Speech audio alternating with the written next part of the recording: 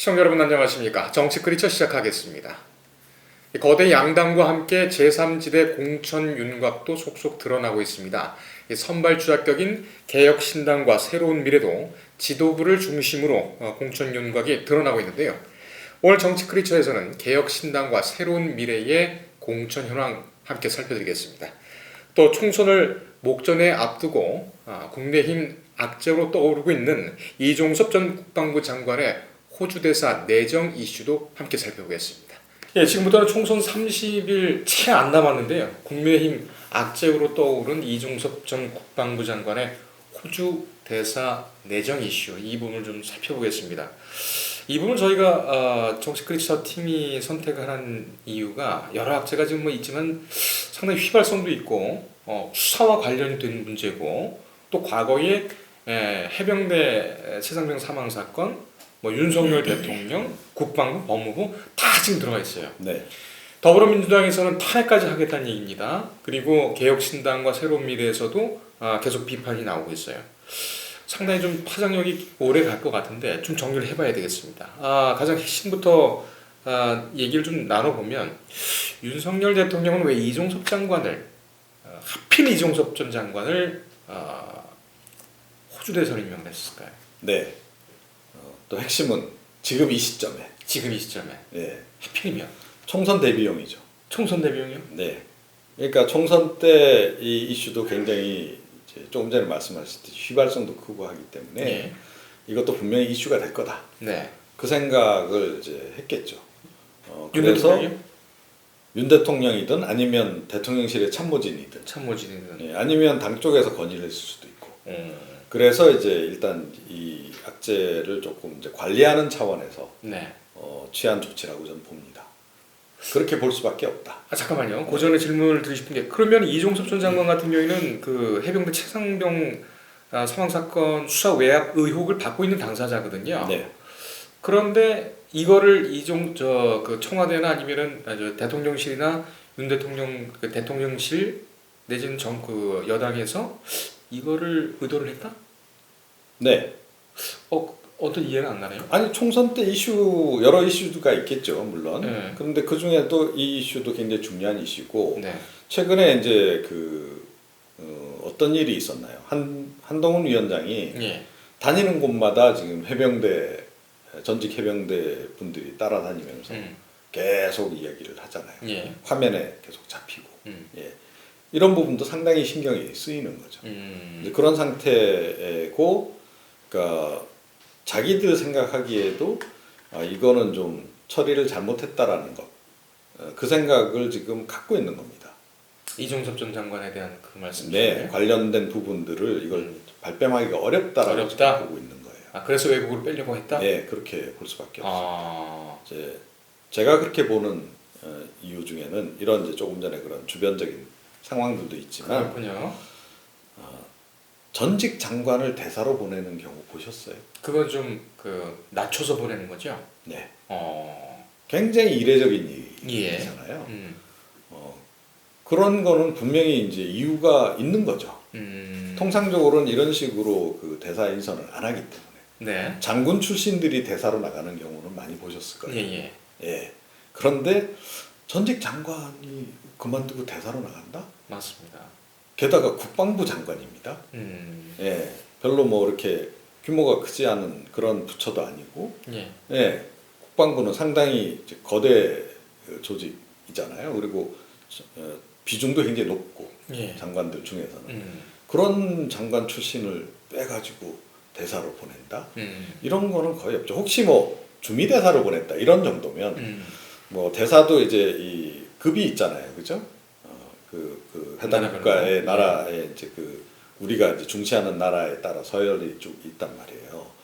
근데 호주가 그 정도는 아니다라는 거죠. 네.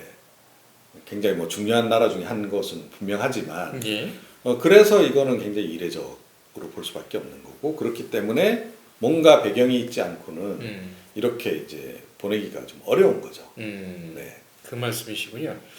제가 아까 거듭해서 질문을 드렸던 이유는 뭐냐면, 이분 같은 경우는 상당히 좀 핸들링하기가 힘들 것이고, 이 나간다라는 자체가 좀 여러 가지 얘기를 몰고 것이기 때문에 오히려 피하고 싶었던 그런 카드가 아닐까 이렇게 생각을 했는데 박사님께서는 내보내다 걸렸다 이렇게 그러니까 얘기를 하신 지금 보면은 어떻게 보면 빨리 내보낼수록 좋은 거죠. 그러니까 내보내려고 했다. 네, 빨리 내보내서 이렇게 총선 국면에서는 더 이상 이제 좀 이렇게 논란이 안 되고 그 해당 관련한 수사가 진행이 안 되고. 근데 좀 이게 그렇게 만들고 그렇게 싶었던 이게 또 사실은 이제 또 다른 인물하고 또 연관이 되잖아요. 누굽니까? 예, 지금 뭐 이제 천안 쪽에 출마하신 예, 전직 차관, 예, 그분하고도 연관이 돼 있단 말이에요. 이게 그리고 벌써 이제 그걸 야당이 지금 지적하고 있잖아요. 예. 이렇게 사건에 연관된 전직 차관을 어떻게 이렇게 출마를 시키느냐. 예, 비판을 많이 받았죠. 이렇게 엮어갖고 이제 막 이제 공격을 할 거란 말이에요. 야당 쪽에서. 그래서 어찌됐건 이종섭 장관이 나가면 공수처의 수사는 지연이 될 수밖에 없어요. 사실상 중단되는 거죠. 네. 그런 부분도 좀 상당히 고려를 한 거다. 그런데 그렇다면 그냥 내보내면은 이슈가 안 될 것이고 그냥 뭐 총선 지나갈 것이다. 너무 순진한 생각 아닙니까? 그런데 그런 식의 대응을 많이 하고 있잖아요. 지금. 참 누구 머리에서 나왔는지. 그러니까 지금 뭐 윤 대통령께서 민생 토론에 명목으로 해갖고 전국을 다니면서 이런저런 공약들 많이 하는 거 있잖아요, 그죠? 네. 이것도 사실은 선거법 위반인 거고 어떻게 보면 이제 국민들도 어느 정도 아는 낮은 수준의 선거 전략이라고 저는 보거든요. 그런데도 그걸 한단 말이에요. 네. 이제 그런 맥락에서 이제 봐야 되는 거죠. 어쨌든 이 내용은 계속 끌려가게 생겼습니다. 공수처가 아주 되게 그 중요한 역할을 해줬어요. 근데 공수처 얘기를 좀 들어보고 주변 얘기를 좀 들어보면 공수처가 그 수사 좀 늦게 시작을 했죠. 한 달 1월 달인가 올해 1월 달인가 아마 입건을 해서 압수수색도 하고 수사를 시작한 것 같은데 소화를 좀 늦게 했습니다. 그리고 수사의 ABC와는 조금 다르게 밑에서부터 실무자부터 올라간 게 아니라 바로 불렀단 말이에요.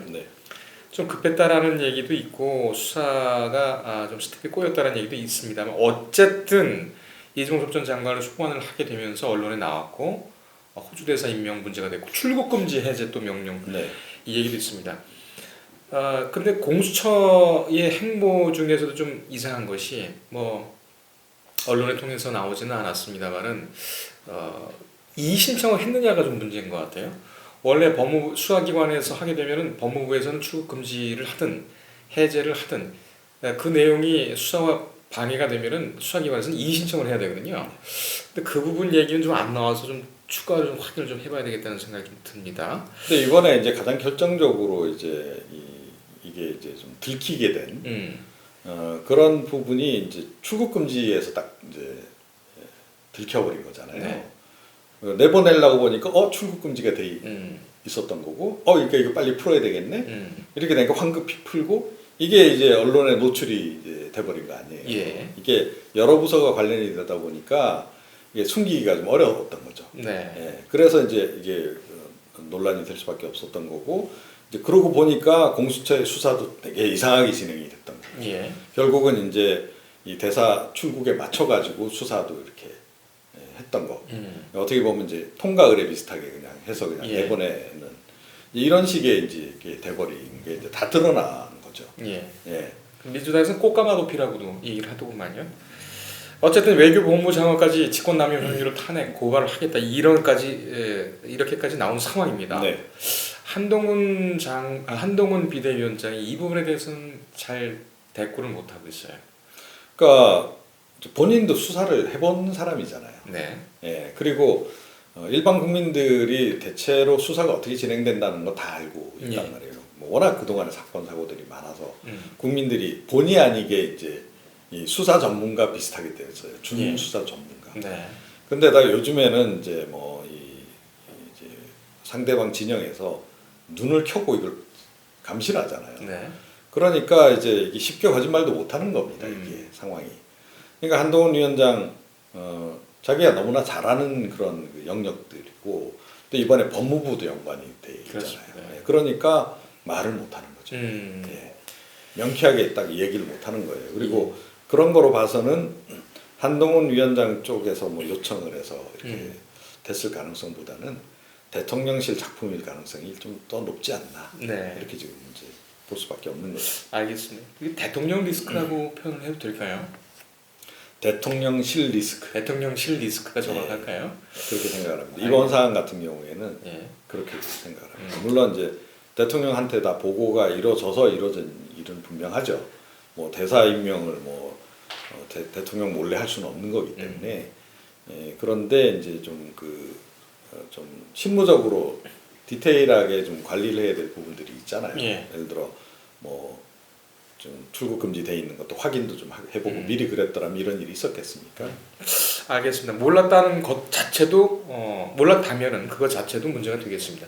여러 현안이 있습니다만 앞으로 어떤 일이 있을지 모릅니다. 가장 경계를 해야 될 게 막말. 한동훈 위원장은 비상령을 내려서 이 선거 기간 동안에는 술 먹지 마라 이렇게까지 단속에 나섰다고 합니다. 그런데 지금 이종섭 전 장관의 이 출금 해지 사건, 그리고 민주당이라든지 다른 데서 벌어지고 있는 여러 가지 이제 각 당의 리스크, 악재, 이걸 공통적으로 봤을 때에 이 사안이 지금 국민의힘과 민주당이 어떻게 작용을 할 거라고 보십니까? 유리하게 작용하죠. 민주당 쪽에. 이게 뭐 지속적으로 또 총선 전체에 영향을 미친다 이렇게 보기는 어렵고. 그건 어렵고. 어렵지만 어찌됐건 이제 여당 입장에서는 악재에 이제 해당하는 거고. 더군다나 이제 문제는 뭐냐면 이게 자꾸 이제 누적이 되고 있다는 거예요.